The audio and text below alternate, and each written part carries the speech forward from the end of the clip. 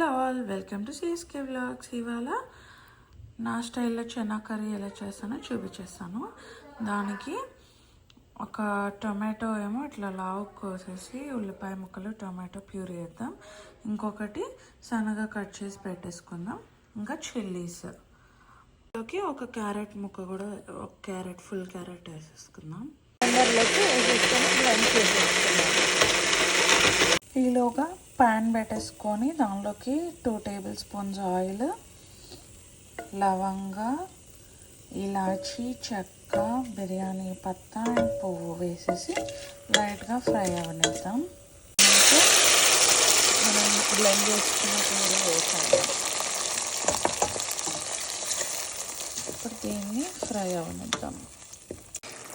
ఉడికినాక దీనిలోకి ఉడకబెట్టుకున్న చెనా వేసేద్దాం. వేసేసాక సన్నగా కోసి పెట్టుకున్న టమాటో ముక్కలు, పచ్చిమిర్చి ముక్కలు వేసేసి ఉడకనిద్దాం. కొంచెం అల్లం వెల్లుల్లి పేస్ట్, కొంచెం పసుపు,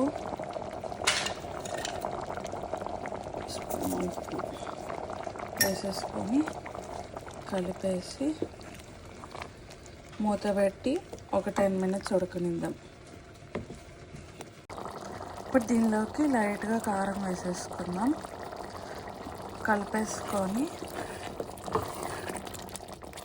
ఒక్క 2 మినిట్స్ పెట్టేద్దాం.